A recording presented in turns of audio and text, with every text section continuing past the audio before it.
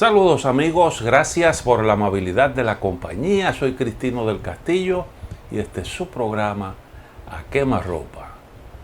Tal y como dice una información que tengo por aquí, el Banco Central de la República Dominicana informó que la variación mensual del índice de precios al consumidor fue de 0.80% en agosto de 2021, colocando la inflación acumulada de los primeros 8 meses del año, enero-agosto, en 5,41%, mientras que la inflación interanual, medida desde agosto de 2020 hasta agosto de 2021, se ubicó en 7,90%.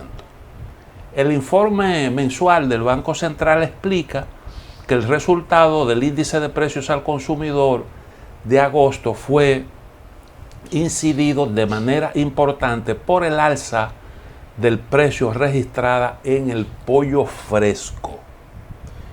El Banco Central reitera que el comportamiento reciente de la inflación ha estado asociado a presiones de origen externo relacionadas al aumento de los precios en los mercados internacionales de los insumos alimenticios y el petróleo. Asimismo, las distorsiones en las cadenas de suministro, el alza en los costos de los contenedores y fletes globales han impactado en la inflación, previéndose que esta situación persistiría hasta principios del año 2022. Bancentral señala que los grupos de mayor aporte a la inflación del mes de agosto de 2021 fueron alimentos y bebidas no alcohólicas, 1,47%, transporte, 1,07% y restaurantes y hoteles, 1,31%. Esto explica el 83% de la inflación general del periodo.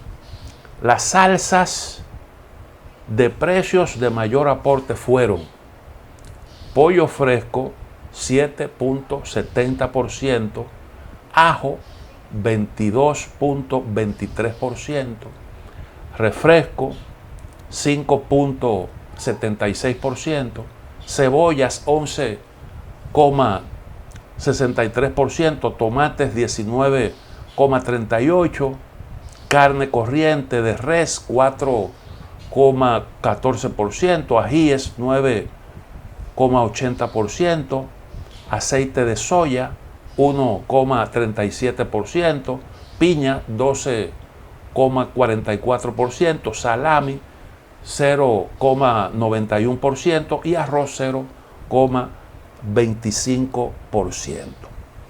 Como se ve, tenemos entonces una inflación anual de 7,90% y la del mes 0,80%. El banco dice, el Banco Central, que hay factores externos que han estado generando este nivel de inflación y que esa es una situación que se va a mantener durante lo que queda de año. Se inscribe el Banco Central entre los que entienden que los incrementos de precios obedecen a asuntos que son coyunturales. Hay, en el caso de América Latina, quienes entienden que esa situación pues amerita un cambio de visión y algunos bancos centrales en consonancia con eso han estado revisando sus políticas monetarias. Particularmente un trabajo que publica el Financial Times se centra en el análisis de esta situación, de eso que han hecho algunos bancos centrales. Esa información dice, mientras Dice, la inflación ha vuelto con fuerza y los bancos centrales latinoamericanos están subiendo las tasas, algunos de forma agresiva. A la cabeza está Brasil, donde el recién independizado Banco Central está luchando por evitar que la inflación alcance los 2 dígitos. El 1 de septiembre, el gobernador del Banco Central, Roberto Campos Neto, admitió que Brasil ha sufrido un shock de inflación muy grande. Días después se publicaron cifras que mostraban una inflación general anual de 9,7% en agosto, la más alta en 5 años. La nuestra, como ya vimos, es de 7,90%. Los brasileños se encuentran que 9,7% es mucho. Brasil, sigue diciendo la información, ya ha subido la tasa de referencia 4 veces desde marzo hasta 5,25%, y los inversores esperan otra suba de menos de 1 punto porcentual este mes y otras más. Venezuela tuvo la peor inflación del mundo, con un 5.500% en el 2020, y los precios en Argentina están aumentando más del 50% al año.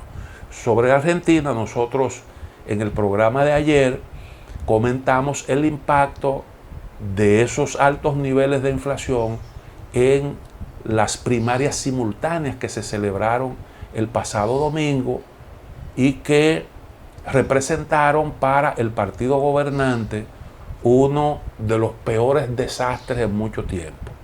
Entonces, este es un asunto como para tomárselo realmente en serio, porque la inflación se refleja en el bolsillo de la gente.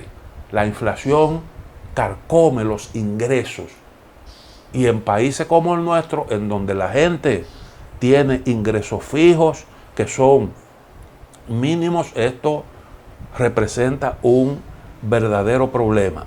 En el caso de Venezuela, bueno, pues todo el mundo sabe que ahí hay una situación un poco sui generis, porque es un país que está afectado por un montón de factores. Venezuela ha expulsado en los últimos años, durante el gobierno de Maduro, 5 millones, casi 5 millones de venezolanos, lo cual pone de manifiesto el tamaño del desastre, porque la gente sencillamente ha tenido que salir huyendo, tratando de aliviar un poco su situación. Entonces, usted tiene en Colombia 2 millones de venezolanos, 1 millón de venezolanos en el Perú, y así repartido por todo el mundo hay montones de ciudadanos de ese país, incluyendo Estados Unidos, incluyendo la zona del Caribe. Nosotros los dominicanos aquí, dice un reporte, que tenemos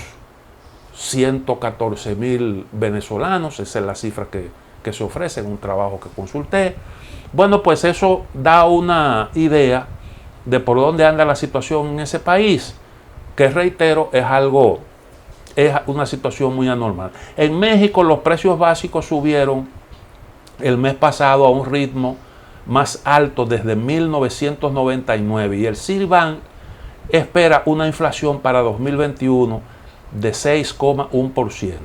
La inflación anual en México es de 5,6%. Y el Banco Mexicano, el Banco Central, ya produjo ajustes en la tasa de interés. En el caso de Chile, la inflación anual alcanzó 4,8%, y el Banco Central chileno también produjo ajustes en la tasa de interés, y algo parecido también hizo el Perú, con una tasa de inflación de 4,95%.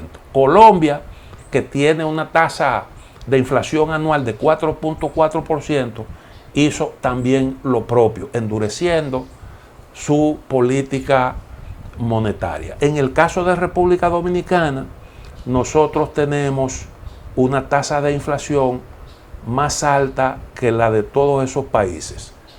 Habrá que ver cómo el Banco Central manejará esto, porque la verdad es que cuando usted se va por ese lado de hacer esos ajustes en la tasa de interés con el objetivo de controlar la inflación, puede lograr esa meta, pero eso tiene un costo, y es que el ritmo de crecimiento de la economía tiende a caer en un momento en el que precisamente de distintas formas se trata de conseguir lo contrario, que es lo que nosotros estamos haciendo aquí. No sé, me parece que el Banco Central no irá por ese lado, sobre todo cuando uno ve que le está atribuyendo asuntos coyunturales los incrementos de precios, a pesar de que nuestra inflación es más elevada que esos países que yo mencioné.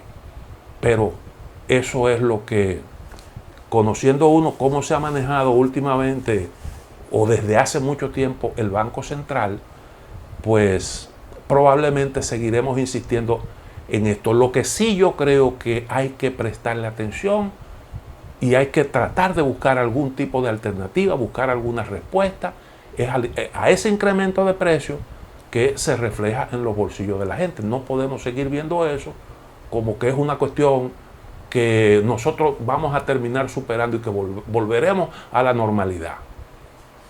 Porque yo creo que el asunto es como para tomárselo un poquito más en serio, tomando en cuenta que hay factores que van a seguir gravitando. Una pausa y volvemos en un momentito.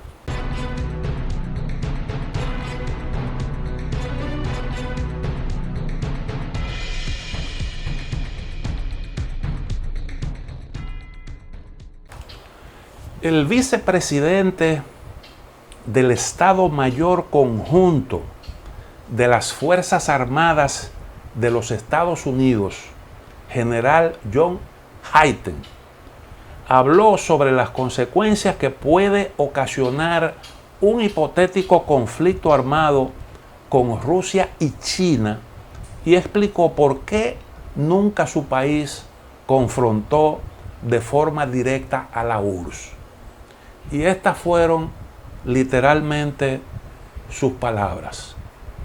En lo que respecta a las grandes potencias, nuestro objetivo debería ser no tener nunca una guerra con China, no tener nunca una guerra con Rusia, porque sería un día terrible para el planeta, un día terrible para nuestros países, destruiría el mundo, destruiría la economía mundial. Y a mí me parece que ese es un enfoque 100% correcto. El uso de las armas, el choque directo entre las grandes potencias es un asunto sumamente serio. Y yo creo que una tercera guerra mundial sería la última que conocería la humanidad, porque hay suficientes armas en manos de las grandes potencias como para destruir varias veces nuestro planeta. Por tanto, una buena gestión de las diferencias entre las potencias que se disputan la hegemonía mundial necesariamente pasa por evitar esos choques directos. Y entiendo, en consecuencia, que la competencia tiene que producirse de forma positiva, tiene que producirse en el mercado, en base a la tecnología y en base a las capacidades que cada quien pueda desarrollar, de forma tal que no se ponga en riesgo la integridad del planeta, ni tampoco los intereses de los que habitamos en el mismo. Eso que ocurrió en Afganistán, la derrota que sufrió Estados Unidos allí, que tuvo un montón de explicaciones, no necesariamente de falta de poderío militar, que no es el caso en absoluto, porque Estados Unidos entró al territorio afgano y se mantuvo allí durante 20 años y pudo haberse mantenido por mucho más tiempo. El problema es que en esto hay una serie de factores que le complican la vida a cualquiera, porque una guerra prolongada de ese tipo sin producir los resultados esperados, sin haber logrado los objetivos propuestos, implica un desgaste con el paso del tiempo. Eso consume recursos, pero además de eso, te genera un montón de problemas en casa, porque la gente ve cómo se dilapidan los recursos, años van y años vienen, una guerra interminable, consumiendo recursos de los contribuyentes, sin nada a cambio. Y además de eso, con un montón de muertos. Eso termina provocando grandes resistencias y los gobiernos a veces no pueden soportar eso. Ocurrió cuando la guerra de Vietnam. En Afganistán, Estados Unidos no tuvo la situación, no confrontó la situación que confrontó en Vietnam, porque en Vietnam esa guerra fue de alguna forma un enfrentamiento indirecto con la Unión Soviética. Si bien los soviéticos no intervinieron con fuerzas militares propias, pero brindaron apoyo de todo tipo al pueblo vietnamita. Y eso indiscutiblemente que fue un factor a su favor, aunque lo que más ayudó a los vietnamitas fue primero evitar el choque directo con esa gran potencia y segundo, jugar al tiempo. En la guerra el tiempo es un factor siempre importante y eso fue lo que contribuyó a que Estados Unidos simple y llanamente no pudiera continuar más, no porque no pudiera hacerlo desde el punto de vista militar, sino porque en casa la resistencia era muy grande.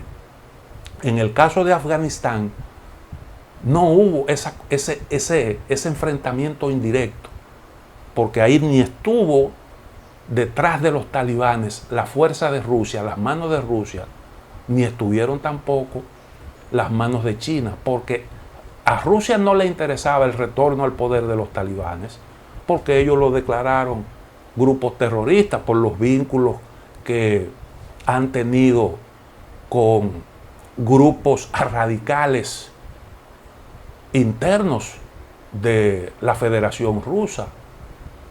Y los chinos porque ellos estaban haciendo un buen negocio con el gobierno afgano dentro de lo que es su diplomacia económica, pero tampoco le interesaba el retorno al poder de un grupo radical cuando ellos tienen grupos radicales en su territorio, ahí mismo cerquita de la frontera con Afganistán.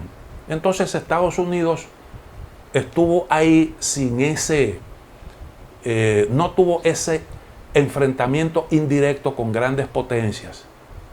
Y sin embargo, ese conflicto pone de manifiesto lo difícil que es hoy en día usted proyectar el uso de la fuerza militar para apuntalarse y ganar terreno en la arena internacional.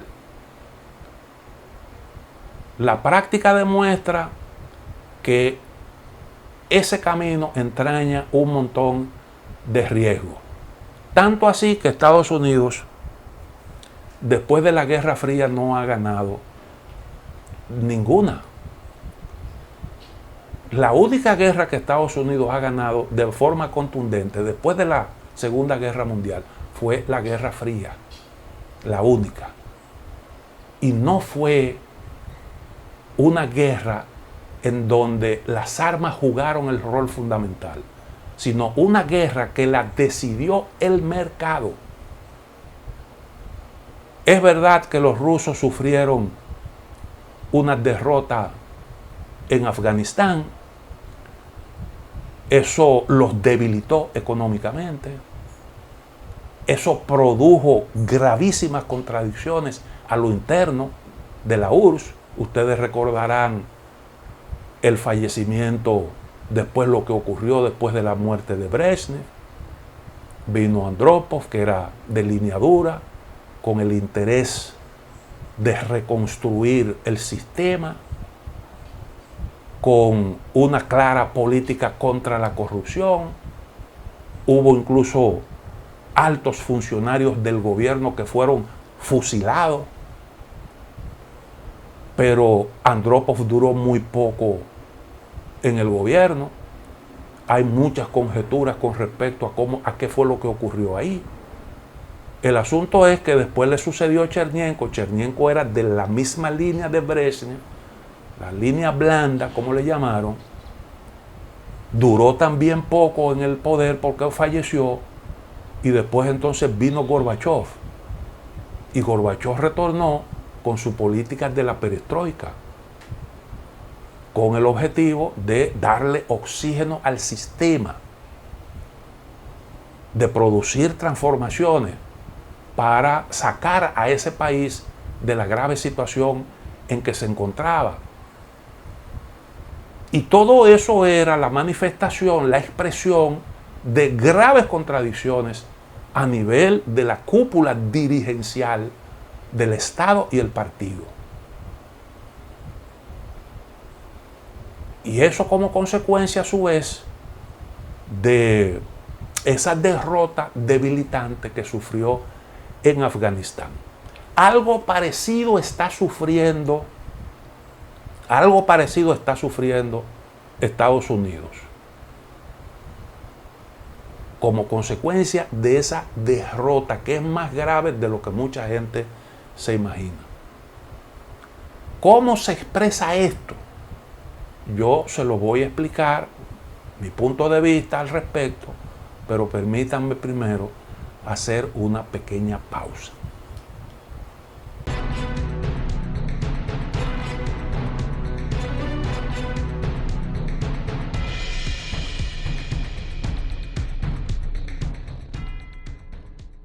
Decía que la caída de la Unión Soviética no fue el producto, la consecuencia de una guerra. Fue producto de su incapacidad para dar la batalla en el mercado. Porque la Unión Soviética, a pesar de ser un gigante, un país inmenso, a pesar de eso, participaba en el mercado mundial como un país subdesarrollado cualquiera, vendiendo materia prima, comerciando con materia prima, aunque producía aviones, producía automóviles y tenía realmente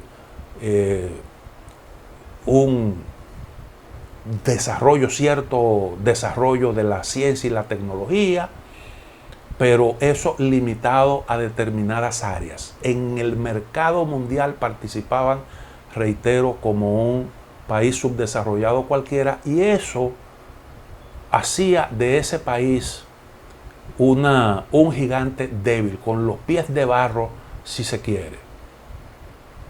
Ahora, en el caso de Estados Unidos estamos hablando de la mayor potencia militar y la mayor potencia económica. Sufre en Afganistán un gran desgaste porque ahí tuvo que hacer un tremendo esfuerzo económico. Yo he citado la cifra: 34 millones por hora durante 20 años han costado todas esas aventuras militares estadounidenses en contra del terrorismo. Y al cabo de ese tiempo, al cabo de 20 años, Estados Unidos sufrió ese desgaste económico, esas pérdidas, hizo ese gran esfuerzo militar sin lograr objetivos ninguno. tiene necesariamente que producir una retirada, abandonando forzosamente un área de influencia importante. Y hay un factor o dos factores adicionales que son los que expresan el alto costo que tuvo esa aventura. ¿Cuál? Bueno, que en el mercado en donde Estados Unidos sí estaba en condiciones de echar el pleito, en el mercado, mientras Estados Unidos hacía ese esfuerzo ahí, en esa zona de Asia Central, en Oriente Medio, en parte del África, en el mercado, a pesar de su nivel de desarrollo, hubo una nación que en esos 20 años le fue ganando terreno. Y cuando vinieron a despertar, tenían como competidor a un país que ya se había colocado como el líder en el comercio mundial y en algunas áreas del desarrollo tecnológico con cierta ventaja. Y eso fue el producto de un esfuerzo por conseguir unos resultados mediante el uso de la fuerza bruta que no se pudieron alcanzar, y en el mercado entonces experimentaron ese retroceso, que es lo que está generando ahora mismo a lo interno en Estados Unidos un gravísimo problema, que todavía hay mucha gente que no logra entender la trascendencia que tiene eso, la trascendencia que tiene. Hace un par de días, en un conversatorio con un medio londinense, Hillary Clinton, fue un conversatorio virtual. Hillary Clinton dijo algo que yo creo que es una manifestación de eso que estoy tratando de comunicar. Dice que Hillary rechazó la sugerencia de que el mundo estaba presenciando el ocaso de la democracia estadounidense. Sin embargo, admitió que estamos en una lucha por el futuro de nuestro país. La insurrección del 6 de enero en nuestra capital fue un ataque terrorista. Y señaló que el paralelo con los ataques del 11 de septiembre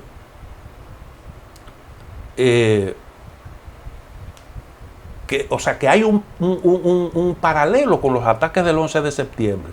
Y citan textualmente sus palabras: ahora estamos mucho más preocupados por las amenazas internas.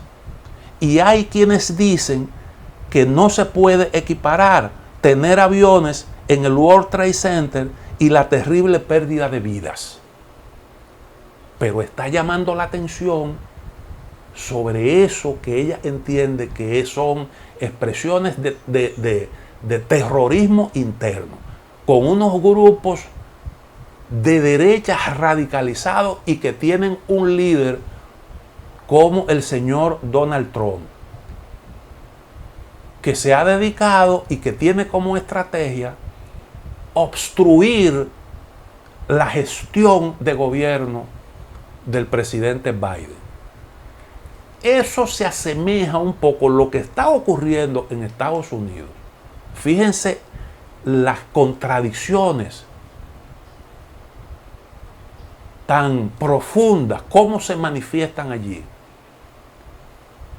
A mí se me asemeja eso a la situación que vivió la Unión Soviética luego de la guerra de Afganistán, como consecuencia de la guerra de Afganistán. Esa participación que tanto debilitó a ese país y que provocó esas contradicciones que les expresé. En Estados Unidos está ocurriendo algo parecido. ¿A dónde eso conducirá ¿Hasta dónde llegará eso? No lo sabemos, pero sí, como dice Hillary Clinton, para Estados Unidos ese es un asunto muy, pero muy delicado. Porque Donald Trump salió de la presidencia, pero el trumpismo sigue vivo. Y no es un asunto simple y llanamente de Donald Trump, sino es una lucha entre grupos. Y Estados Unidos se esfuerza en un momento en el que sus posiciones en el mundo se han debilitado, su imagen se ha visto afectada. Ese país que siempre nos ha vendido como un paradigma su propia democracia, los valores de la sociedad estadounidense, todo eso se ha caído y Estados Unidos está pagando un altísimo precio por eso. Y eso está influyendo en distintas partes del mundo. Eso está cambiando realmente el mundo a una velocidad que mucha gente no logra percibir. Un ejemplo claro de eso lo encontramos en Oriente Medio. Cómo están evolucionando allí las cosas y cómo están cambiando las cosas también en Asia Central después de la salida de Estados Unidos y sus aliados de la OTAN. Sobre cómo están cambiando las cosas en esa zona del planeta, yo quiero hablar un poquito como ejemplo, porque Estados Unidos está aturdido, ha perdido la iniciativa en muchos aspectos, y entonces hay unos efectos que no ha podido contener al tiempo que trata de reenfocar su accionar hacia el exterior, centrándose en China, sin tener claro cómo es que va a dar la pelea y con dificultades realmente para estructurar su discurso y estructurar su política. Venimos después de una pequeña pausa.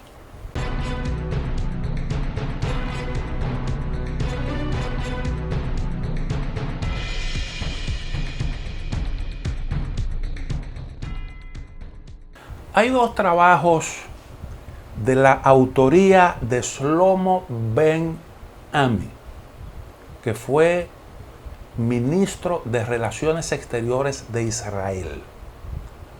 Un hombre que conoce al dedillo esa zona de Oriente Medio, ministro de Relaciones, ex ministro de Relaciones Exteriores de Israel, eso lo dice todo.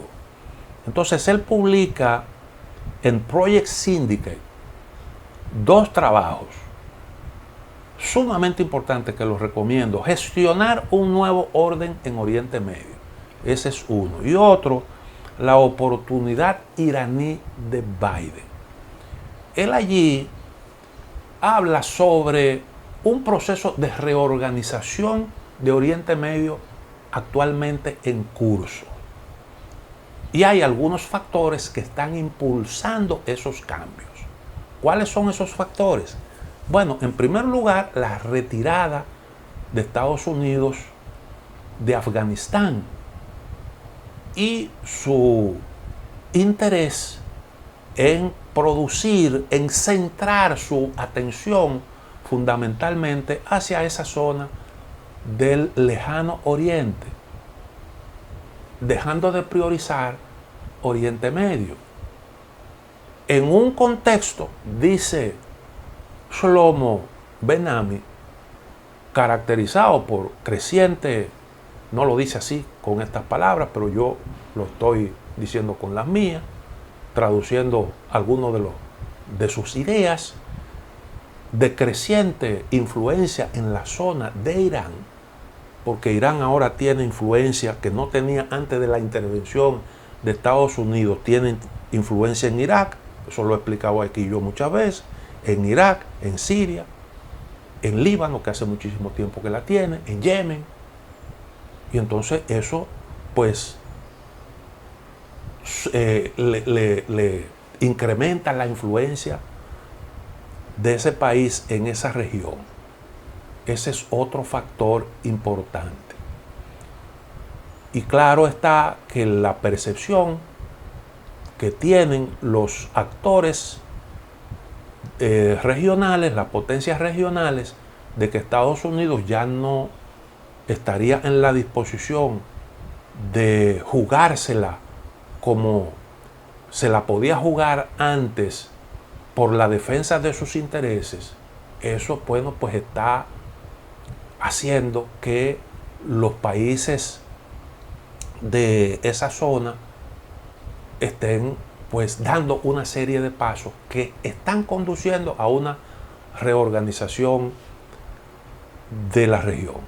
Particularmente hay un anuncio que es trascendental y es lo que dijo un alto funcionario saudí, que se acaba de firmar un acuerdo de cooperación militar entre ese país y Rusia.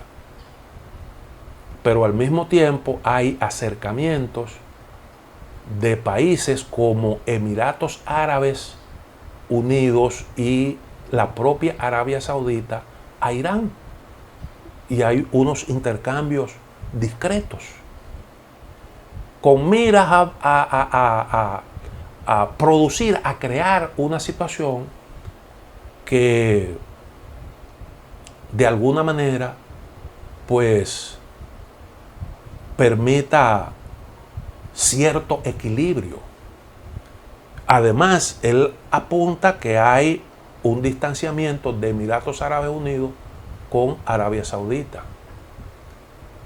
Y al propio tiempo, algunos países árabes se están acercando a Israel. El resultado es que se están moviendo fichas ahí que van a dar como resultado un nuevo ordenamiento emergente, valga la repetición, un nuevo reordenamiento en la zona. Además hay otro factor, y es que en la zona del Mediterráneo Oriental se han descubierto unos yacimientos de gas y petróleo que también están contribuyendo a generar esos cambios. Y como ejemplo, él pone un acuerdo que se firmó entre Israel y Jordania para el suministro de gas, porque ahora resulta que Israel tiene gas. Allí, en esa tierra donde fluía la leche y la miel, que nunca vimos nada de eso, porque hasta el agua es limitada, la cantidad de agua disponible. Ahora, bueno, pues hay gas. Israel, que le compraba gas a Egipto, ahora le está suministrando gas a Egipto. Egipto es un país con muchos recursos energéticos.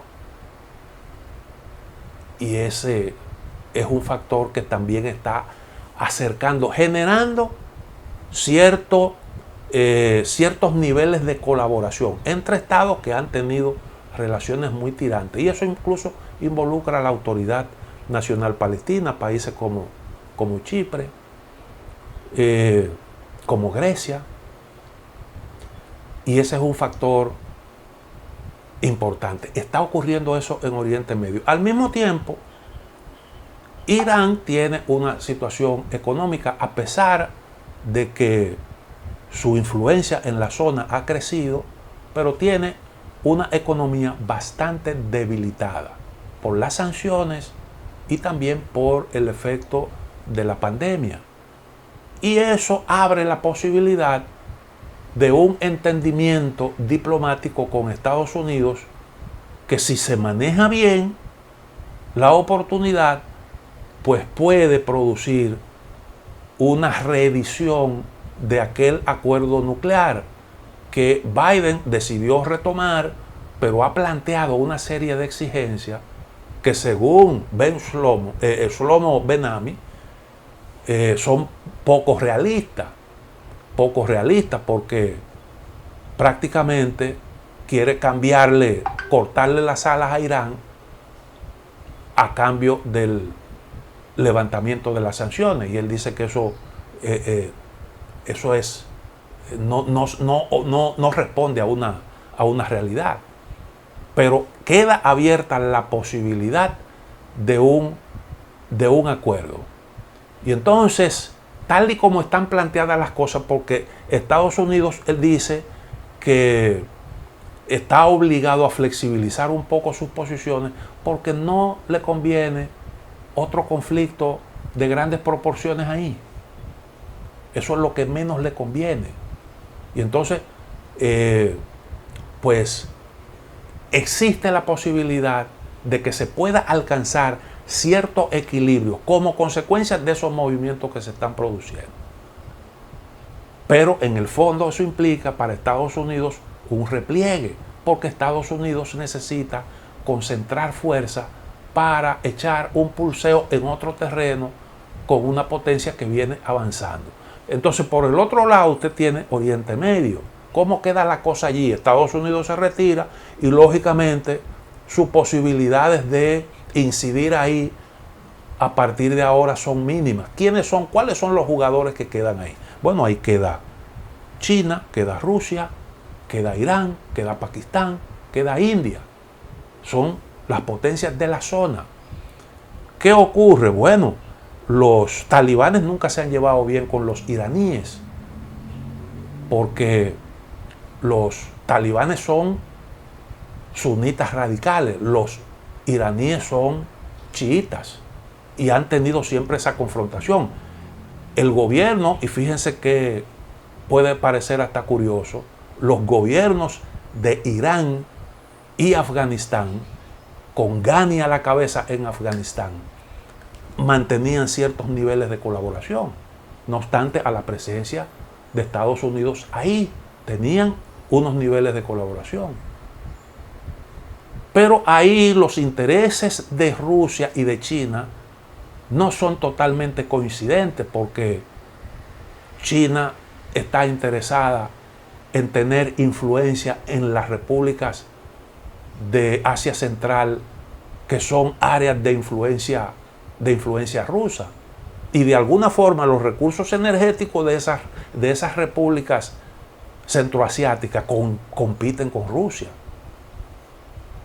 Ahora, usted tiene el caso de India, muy buenas relaciones con Rusia, lo mismo que Irán. Las relaciones de China con India no son muy buenas, pero son muy buenas con Pakistán. Y entonces ahí hay una situación que va a requerir obligatoriamente de cierta cooperación para lograr una estabilidad, un equilibrio que pueda de alguna forma conjugar todos esos intereses, no necesariamente coincidentes. Y eso puede evitar probables confrontaciones con Irán, que es lo que menos necesita en un momento como este, con los talibanes, armados también hasta los dientes, porque Estados Unidos dejó muchísimas armas ahí. Entonces, yo creo que hay una realidad interesante, pero Estados Unidos está fuera de la zona. Está fuera, y está Occidente fuera de eso. Y claro está, la salida de Estados Unidos y sus aliados es una buena noticia para China, es una buena noticia para Rusia. Y ahí la influencia de estos países, pues lógicamente que es en una zona vital, en una zona importante, porque desde ahí se despachan recursos energéticos que son importantes a bajo precio, porque es por las posibilidades para manejar eso vía gasoducto y oleoducto son reales. Y eso indiscutiblemente que da poder cuando usted tiene un consumidor ahí cerca, interesada también en eso, que es Europa, caso de Rusia. Vamos a hacer la otra pausa y entonces al regreso culminaremos con un aspecto que nos falta de este tema y un último tema que también nos parece importante. Venimos en un momento.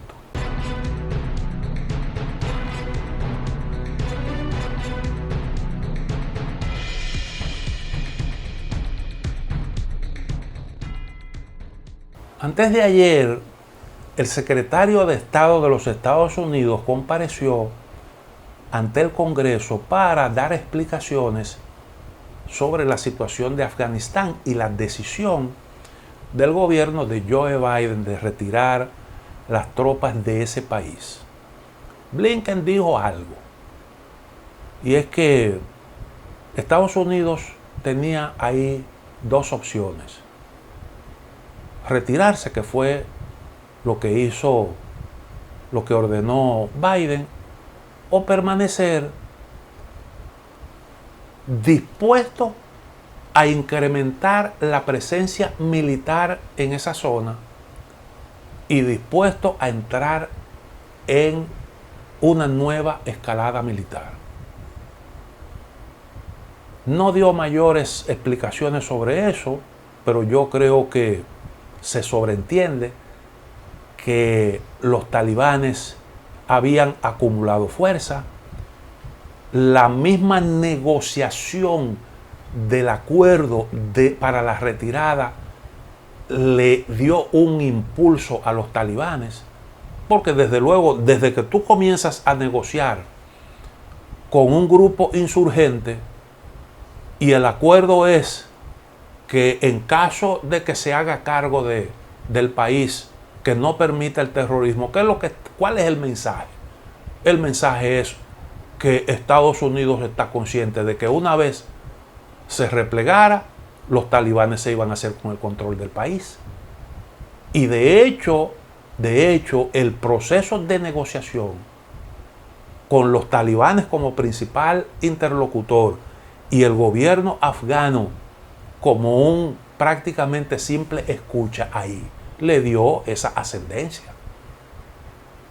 Y entonces ahí se produjo una situación, y es que los propios talibanes se dieron cuenta, internamente Estados Unidos sencillamente no pueden prolongar más su presencia en Afganistán.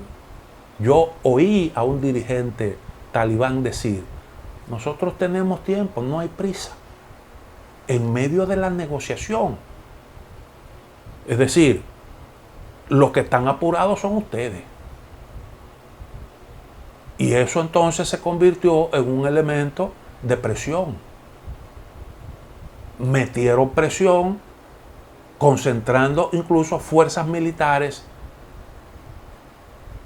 aún contraviniendo lo que ya se había pactado.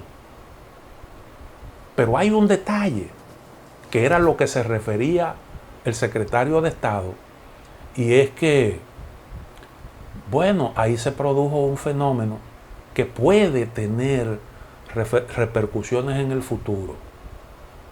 Ahí leía en el día de ayer una información que daba cuenta de que en Panjshir, que es la última zona que estaba fuera del control de los talibanes, que ahí hay una denuncia de que hay mercenarios extranjeros, pero de eso se viene hablando desde hace ya un tiempo. Incluso leyendo yo los medios, algunos medios internacionales, se habló de que en un momento determinado del territorio pakistaní salió una cantidad impresionante de individuos armados. Bueno, de lo que se habla es de que hubo realmente otra convocatoria a una yihad para la toma de Afganistán una vez se retirara el ejército de los Estados Unidos. Los talibanes tenían una fuerza que algunos calculan en unos 40.000 hombres. Y hay quienes dicen que en ese último, ya cuando comenzó o poco antes de comenzar la retirada de Estados Unidos, cuando ustedes vieron que las provincias iban siendo tomadas sin ningún tipo de resistencia, la cantidad de efectivos movilizados alcanzaban los 80.000. Según algunas, hay otros que hablan de 70, pero una cantidad muy superior a la fuerza que tenían disponible desde hace algún tiempo los talibanes. Y eso como consecuencia de la incorporación de yihadistas. Ese tipo de eventos fueron los que provocaron en Siria el auge del Estado Islámico. La convocatoria la hicieron organismos de seguridad de Arabia Saudita, Estados Unidos, y dicen que también el Mossad participó en eso. Y armaron ahí a todos esos yihadistas que llegaron desde distintos lugares del mundo. Porque los musulmanes responden rápidamente a ese tipo de llamados. Y una gran cantidad de soldados que habían pertenecido al ejército de Saddam Hussein, que lo primero que hicieron fue voltear las armas contra el gobierno iraquí.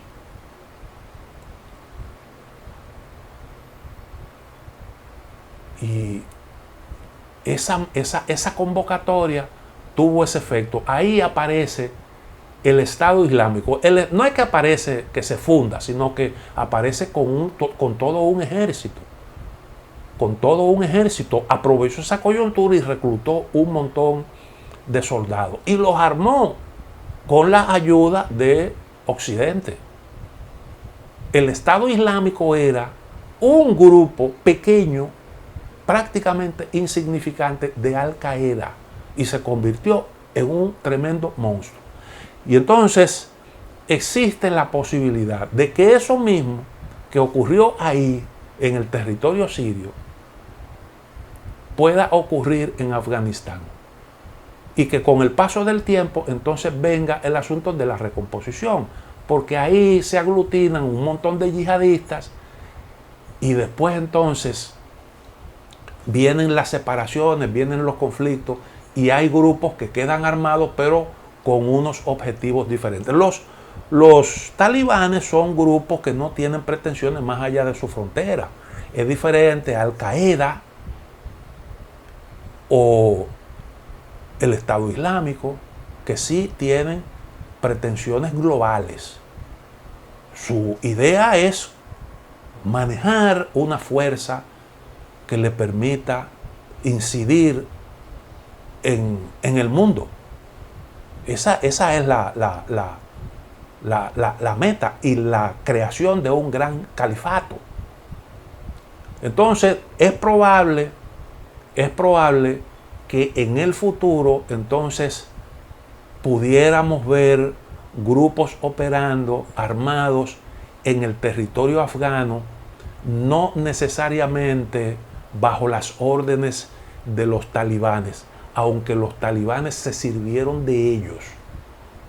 Pero eso ha ocurrido varias veces en Oriente Medio. No es nuevo el fenómeno.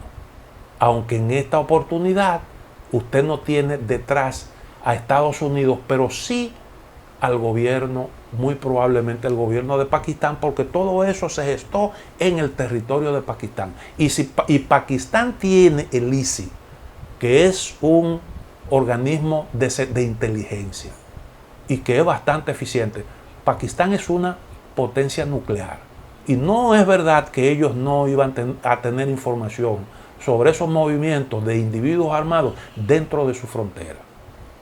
Es más, se da la particularidad. Yo decía en el segmento anterior que en el caso de Estados Unidos, en el enfrentamiento que tuvo durante esos 20 años, la confrontación con esos grupos armados en Afganistán, no tuvo enfrentamiento indirecto con ninguna potencia de esas rivales tradicionales tipo Rusia o China, pero sí tuvo, y eso es curioso, el empuje en contra de un país aliado como Pakistán.